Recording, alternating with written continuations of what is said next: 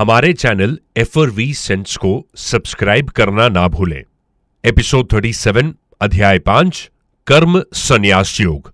दोस्तों, हम सब ये जानते हैं कि व्यक्ति खाली हाथ इस संसार में जन्म लेता है और खाली हाथ ही इस संसार को छोड़कर चला जाता है। सोचा जाए तो व्यक्ति के जन्म लेने का क्या उद्देश्य है?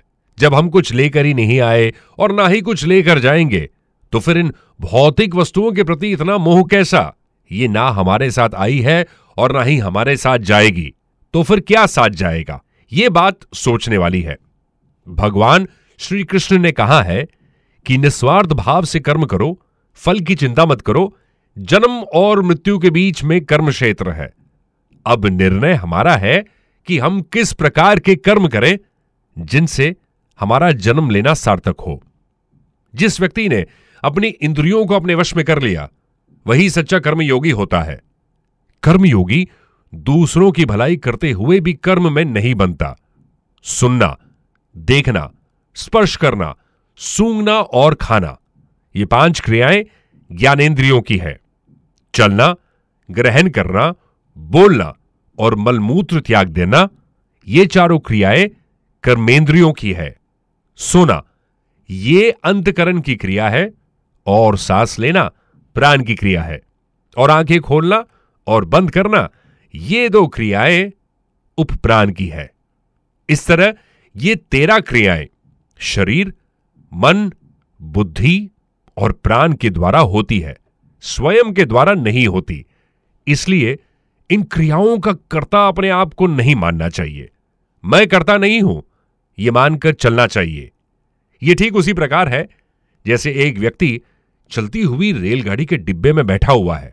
वो चल नहीं रहा है, परंतु रेलगाड़ी के चलने के कारण उसके द्वारा बिना चले ही चलना हो रहा है। शरीर का बालक से युवा होना, काले बालों का सफेद होना, शरीर का सबल से निर्बल होना, ये सब क्रियाएं बिना करे ही अपने आप हो जाती है। भगवद गीता में स्वयं को कर्ता मानने वाले की निंदा की गई है। जो व्यक्ति अहंकार में मोहित होकर अपने आप को कर्ता मान लेता है, तो वह कर्मों से या कर्मों के फल से बन जाता है और 84 लाख योनियों में वो चला जाता है। मैं कर्ता नहीं हूं, यह बात हमेशा ध्यान रखनी चाहिए। यदि व्यक्ति अपने आप को अकर्ता मान लेगा, तो उसे कभी भी किसी प्रकार का दुख नहीं होगा।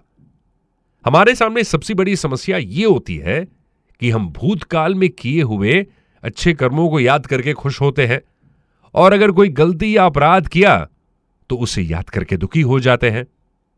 भूतकाल में हमारे द्वारा किए गए अच्छे और बुरे कर्म हमें सुखी, दुखी या चिंतित करते हैं।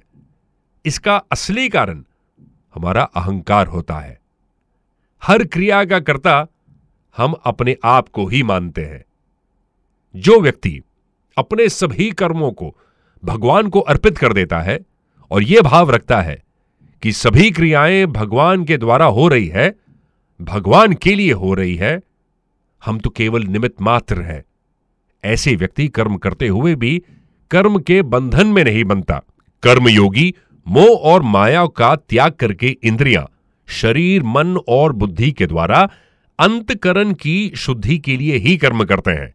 अब देखा जाए तो शरीर आदि पदार्थ किसी भी दृष्टि से अपने नहीं है। मालिक की दृष्टि से देखें तो ये भगवान के हैं, कारण की दृष्टि से अगर देखो तो ये प्रकृति के हैं, और कार्य की दृष्टि से देखो तो ये संसार के हैं। इस प्रकार किसी भी दृष्टि से अगर देखो तो इनको अपना मानना हमारी सबसे बड़ी भूल है। समष्टि यानी संसार और व्यष्टि यानी शरीर, ये दोनों कभी भी एक दूसरे से अलग नहीं हो सकते। कहने का अर्थ है, जब हम अपना संबंध शरीर से जोड़ते हैं तो संसार से अपने आप ही हमारा संबंध जुड़ जाता है।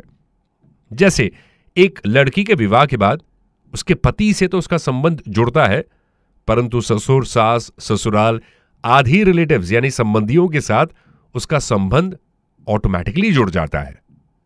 हम जैसे साधारण लोग केवल फल की अपेक्षा में ही कर्म करते हैं। इसी कारण कर्म बंधन से कभी मुक्त नहीं हो पाते, जबकि कर्मयोगी फल की इच्छा का त्याग करके दूसरों के भलाई के लिए कर्म करता है। वो जो त्यों कर्म करता है, जो त्यों उसकी ममता रूपी आसक्ति मिटती जाती है और उसका अंतकरण शुद्ध हो जाता है। कर्मयोगी कर्म फल का त्याग करके परम शांति को प्राप्त करता है, परंतु साधारण व्यक्ति किसी न किसी कामना यानी डिजायर को लेकर कर्म करता है और कर्म की समाप्ति तक उस कामना का चिंतन करता रहता है। इस प्रकार ये कर्म फल से आसक्त होकर बंध जाता है।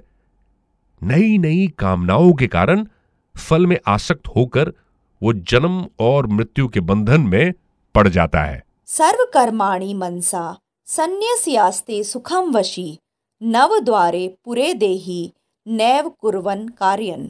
जिस मनुष्य की इंद्रियां और मन उसके वश में है, ऐसा देहदारी मनुष्य 9 द्वारों वाले शरीर में सभी कर्मों को त्याग करके आनंदपूर्वक आत्मस्वरूप में स्थित रहता है। ईश्वर मनुष्यों के ना तो कर्तापन की और ना ही कर्मों की और ना ही कर्म फल के साथ संयोग की रचना करते हैं, तो वे किसके कर्मों के फलभागी कैसे हो सकते हैं? जो जीव जैसा कर्म करता है वो वैसा ही फल उसे भोगना पड़ता है। अब आपने सुना होगा कि ईश्वर दयालु है, वो एक बार हमारी गलतियों के लिए हमें माफ भी कर देगा, परंतु आपके कर्म आपको कभी क्षमा नहीं करेंगे। कर्मों का फल आपको अवश्य मिलता है। इसलिए जितना हो सके अच्छे कर्मों के लिए प्रयास करें। आज का ये एपिसोड आपको कैसा लगा कमेंट करके जरूर बताइए, और अगर अच्छा लगे तो अपने फ्रेंड्स, अपने रिलेटिव्स या किसी के साथ भी जहां पर आपको लगे कि ये चैप्टर उसको समझ में आए या ये चैप्टर उस तक पहुंचना चाहिए, जरूर शेयर करें।